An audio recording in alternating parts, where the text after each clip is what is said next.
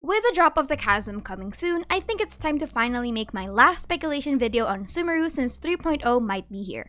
Out of all the nations, this is one I'm also very excited about because I'm a college student. But instead of talking about our education system, we're going to be talking about Sumeru and the potential plotlines they'll take for the Archon quest.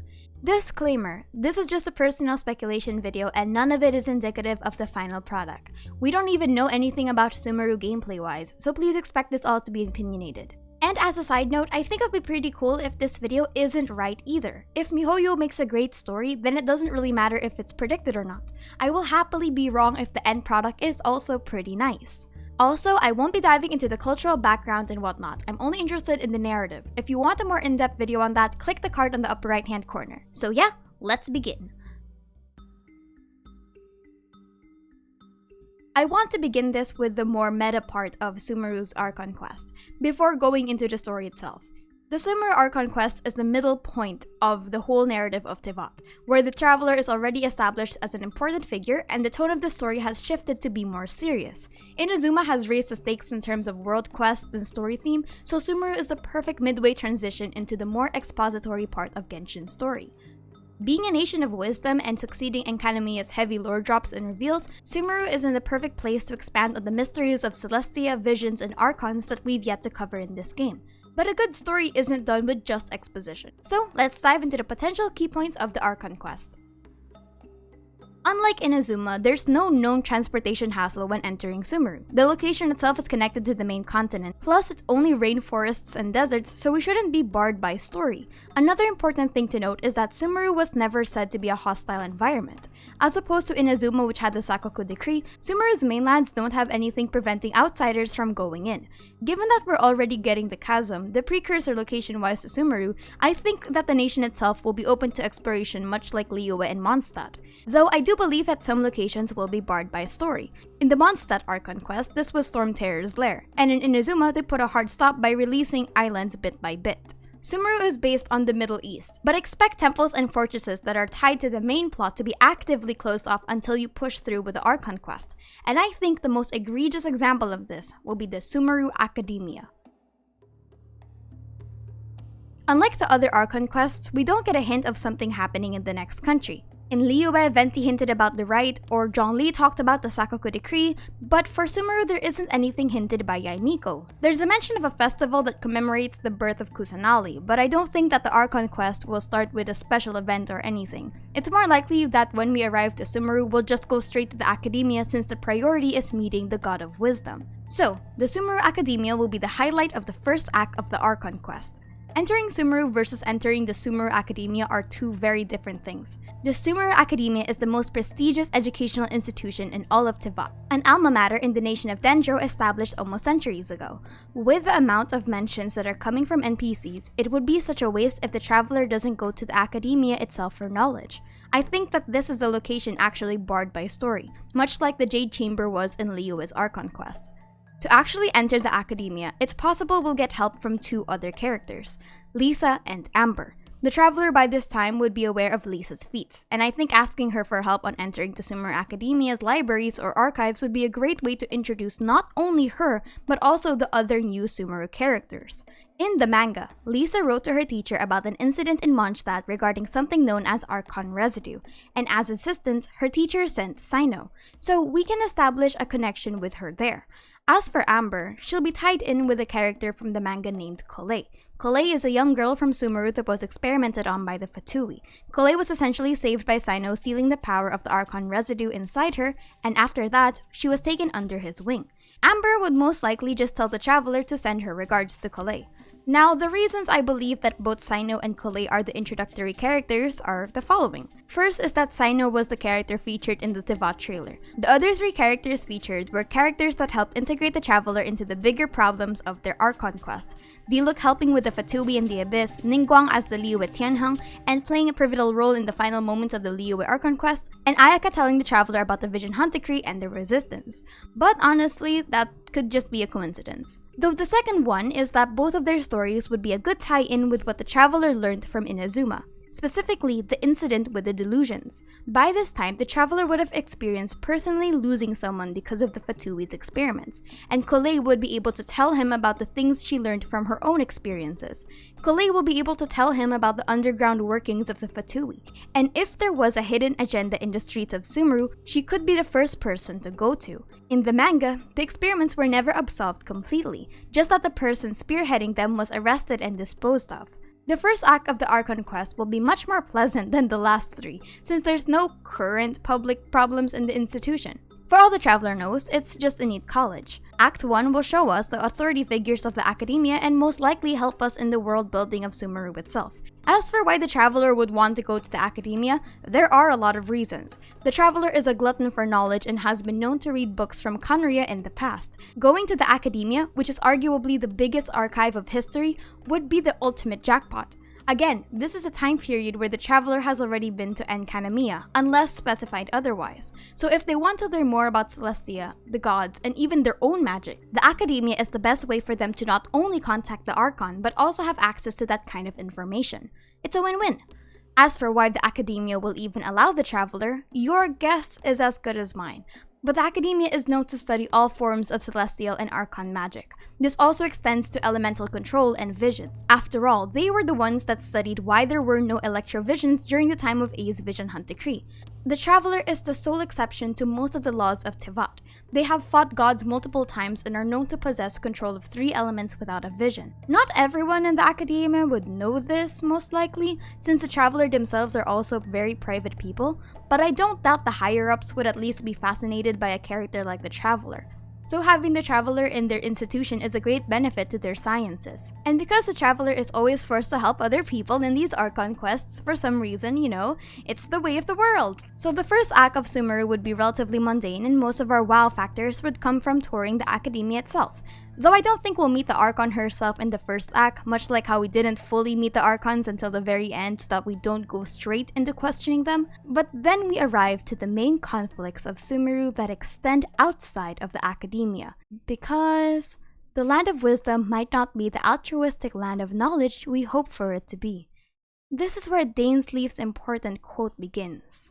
The god of wisdom's enemy is wisdom itself, and the oasis of knowledge is a mirage in the desert of ignorance.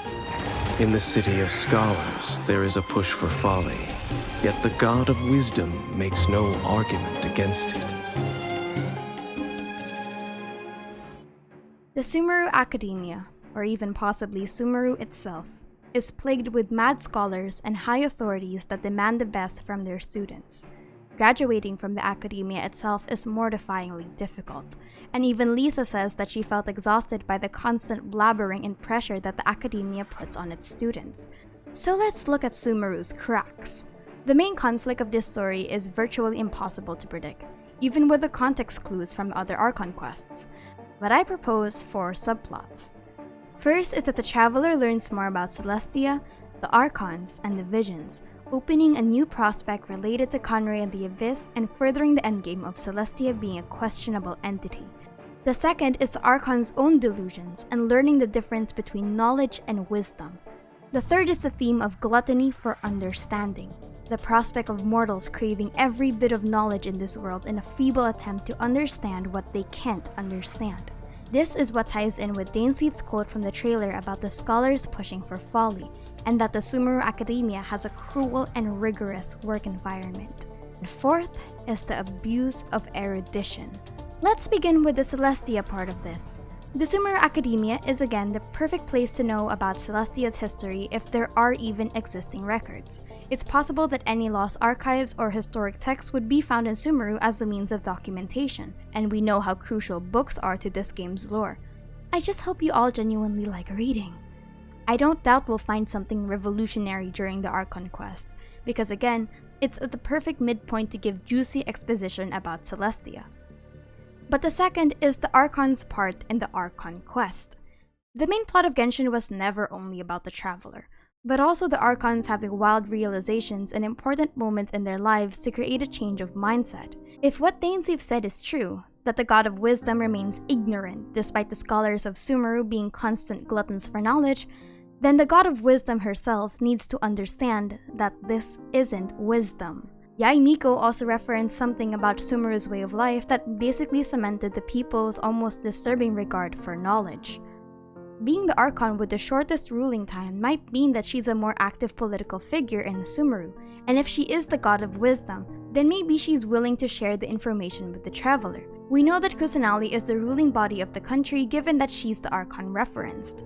Whatever the reason of the Archon is for demanding such high levels of knowledge from her scholars is currently unknown, and that's what we'll find out in this quest.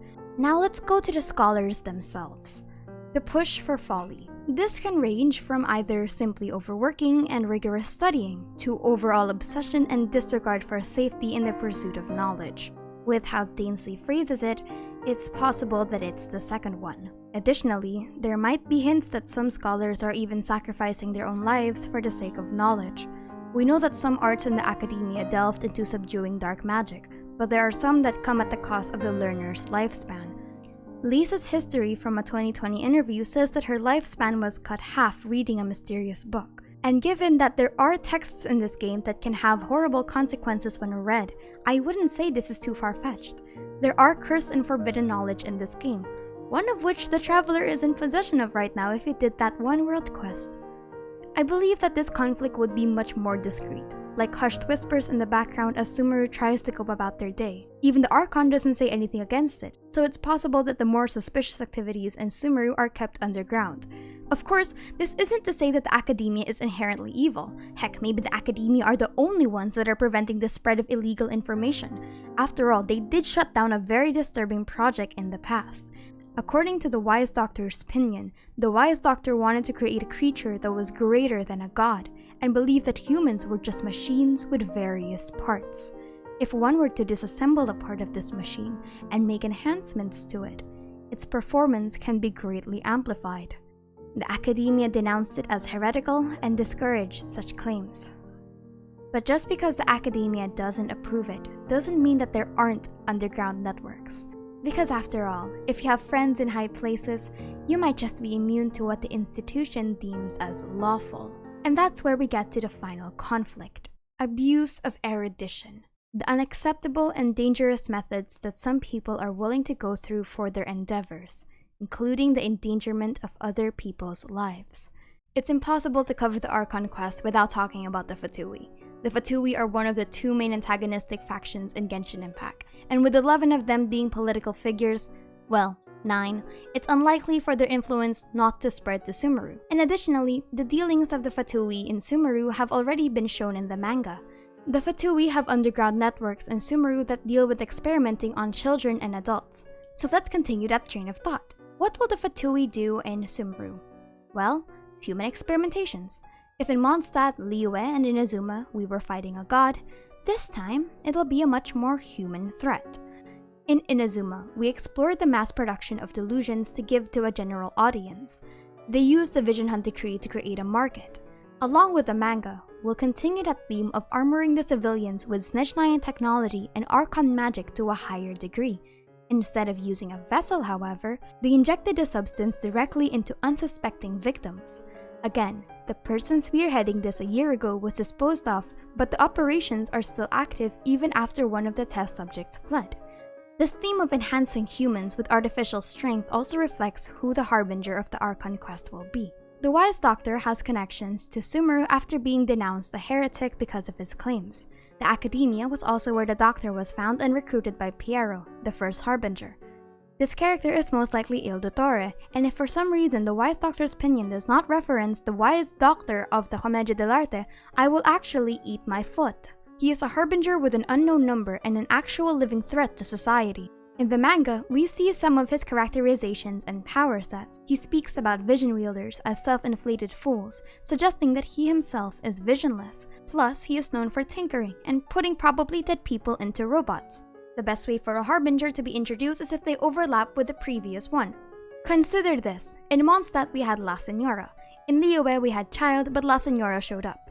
In Inazuma we had Scaramouche, but Child was mentioned and we killed Senora. Scaramouche was a human also experimented on. And with Dottore saying everything about achieving artificial godlike status, it'll be a nice transition. Though, while I say he'll be the featured harbinger, it'll probably be low-key. He'll most likely appear a few minutes in the middle of the Archon quest to spout on exposition like Scaramouche, and will instead focus on the people who were experimented on. Also, I think that he will be antagonistic towards the Traveler immediately from the get-go. The Traveler is already tense with other harbingers, and the Traveler assisted in Signora's death. Though, that being said, the Torii might be interested in the Traveler themselves, much like how the Scholars would be. The Traveler is an enigma, and he would be invested in knowing more about what makes them so special. In the end, my speculation is that Sumeru's main problem is less god-related and more human, an underground human group of fanatics or mad scholars that are tempering in illegal divine magic, with the help of the Fatui. This includes human experimentation and maybe the disappearances of some people, and the Traveler will have to eventually fight and confront the source, all while asking the Archon why she's not making any moves to improve the condition of Sumeru. My bet is that the Archon's name is either Stalis or Vine from the Ars Goetia. Stalis teaches astronomy and is knowledgeable about herbs, plants, and precious stones. He is often depicted as a raven or a crowned owl with long legs.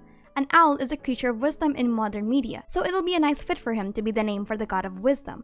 As for Vine, well, plants. Her title is the Lesser Lord Kusanali, so there's an implication about a Greater Lord. The raw translation of it is Little Auspicious Grass King according to Google Translate, but from personal experience, the only word I know here is the first character. There are some possible theories to this. One is that this is just a title and we are all overthinking this. Two is that the Greater Title Lord is for the God of Woods, the original Dendro Archon, and Kusanali's title is one of respect. Third is that there's a hidden Archon underneath that is known as the Greater Lord, much like the Baal situation in the past where there used to be two ruling entities of Inazuma, but Kusanali is the surface ruler. Fourth is that she is just short. I really wish we have a Tree of Knowledge in Sumeru, given that we're going to be delving into a nature-inspired biome of wisdom. Plus, it would really tie in well with the Irminsul trees that are in the domain and the use of plant-like structures for leyline flowers. Flower patterns in Genshin have been used to signify hidden wisdom and mystery, so it'll be cool to see that theme repeated in Sumeru. Probably. I hope we dive into more mythologies that derive from the Middle Eastern cultures. It'll most likely be a saboteur element, much like how superconduct works. It's damage over time and is critical for shredding conditions rather than raw DPS. Not really quite sure either. But yes, those are all of my personal thoughts on Sumeru from a storytelling perspective. I've already said what I think the influences will be for Sumeru in another video, so if you want to check that old video of mine, I'll put the link in the description. But nevertheless, my name is Aster and thanks for chilling with me. I might also be taking a break for a bit from YouTube because I'll be playing Guild Wars 2 and I just wanna rest. See ya!